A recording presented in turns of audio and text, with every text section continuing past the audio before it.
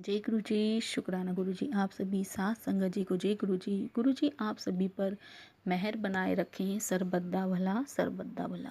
संगत जी मैं आशा करती हूँ कि आप सभी स्वस्थ और मस्त होंगे। संगत जी आज का सत्संग डॉक्टर जस किरण सिंह आंटी जी का है और सत्संग सुनाते समय अगर मुझसे कुछ गलती हो जाए तो मुझे क्षमा कर दीजिएगा। जय गुरु जी। शुक्राना गुरु जी। संगत जी सत्संग को अंत तक जरूर सुनिएगा ताकि आपको आपके सवालों के जवाब सत्संग के माध्यम से पता चल सके। संगत जी गुरु जी कहा करते थे सत्संग सुनाने वाले का भी भला और सत्संग सुनने वाले का भी भला। संगत जी अब मैं आपके साथ डॉक्टर जस किरण आंटी जी का सत्संग शेयर कर रही हूँ। जी बताती हैं 3 महीनों से अत्यधिक पीठ के दर्द के कारण मैं शैया से उठ भी नहीं पा रही थी। यह 2003 में जून जुलाई की बात है जब मैंने पाया कि अगर मैं पालथी मारकर बैठती तो दर्द की तीक्ष्ण लहर मेरी रीढ़ की हड्डी से लेकर दाहिने टांग से होते हुए मेरे पैर तक दौड़ पड़ती। यहाँ तक कि एक जगह पर 10-15 मिनट तक खड़े रहना भी बहुत कठिन हो गया था। आधा किलोमीटर भी चलना बहुत कष्टदायक था और सीढ़ियाँ चढ़ना तो एक क्रूर सजा लगती थी। रीढ़ की हड्डी की चक्रिका दूसरी बार अपने स्थान से हिल गई थी। 2001 में भी मुझे यही पीड़ा हुई थी और मैं 4 महीनों के लिए शैया पर पड़ गई थी। मुझे स्टेरॉइड के इंजेक्शन दिए गए और मेरा दर्द कम करने के लिए नसों के इंजेक्शन भी दिए गए। मेरे एमआरआई और नसों के टेस्ट कराए गए और मुझे बताया गया मुझे रीढ़ के जोड़ L3, L4 तथा L4, L5 में स्पोडिलोसिस था और हड्डी की विकृति की वजह से स्पाइनल डिस्क उभर गए थे। इसके अतिरिक्त मुझे सर्काइडोसिस नामक फेफड़ों की बीमारी भी थी जिसके कारण मुझे यदाकदा सांस लेने में तकलीफ होती थी। इन सब परेशानियों की वजह से मैं बहुत दुखी और अशांत रहती थी क्योंकि यह सब हो रहा था जबकि मैं अभी युवावस्था में थी, मध्य 40वें वर्ष में।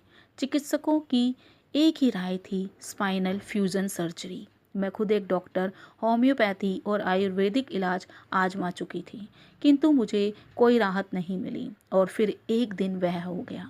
मेरे पति अविनाश सिंह WHO में काम करते हैं।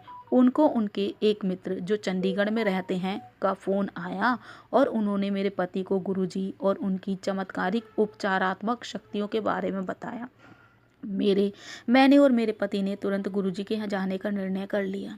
गुरुजी की मौजूदगी में बैठे हुए और गुरुबानी की अमृत धारा में ध्यान मग्न होकर हम दोनों एक अलग ही दुनिया में पहुंच गए, एक दिव्य परमानंद और सुख की दुनिया। हम गुरुजी के चरण कमलों में नतमस्तक हुए और उन्होंने तत्क्षण यह कहकर हमें आशीर्वाद दे दिया, तेरा कल्याण होया।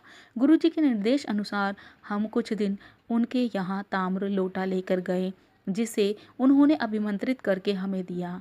यह कोई चमत्कार से कम नहीं है कि कुछ ही समय में मेरी पीठ की परेशानी खत्म हो गई।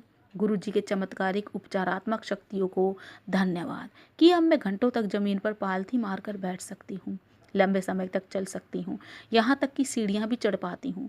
गुरुजी के आशीर्वाद से मैं अपना घर बनवा पाई और उसके भीतर की सजावट इंटीरियर्स भी करवा पाई। मुझे कभी नहीं लगा था कि अपनी पीठ की परेशानी होते हुए मैं ये सब करवा पाऊंगी। फिर एक दिन स्कूल में मेरे बेटे अंगद का कान का पर्दा फट गया। उसको सुनने में कठिनाई हो रही थी और चिकित्सकों ने शल्य चिकित्सा कराने की सलाह दी किंतु मुझे मालूम था कि कभी कभी ही यह शल्य चिकित्सा कामयाब होती थी। गुरुजी के आशीर्वाद से उसके कान का पर्दा और सुनने की क्षमता सामान्य हो गई। मैं बहुत भाग्यशाली हूँ कि मुझे गुरुजी का आशीर्वाद प्राप्त हुआ कि मैं उनकी शरण में आई जो हमें आश्रय देते हैं सब दुख दर्द और चिंताओं से और हमारे हृदय और आत्मा में गुणकारी, हितकारी और सकारात्मक विचार और ऊर्जा के रंग भर देते हैं। इतना कि मैं गुरुजी को सारी दुनिया के साथ बांटना चाहती हूँ। आंटी जी का यह सत्संग था।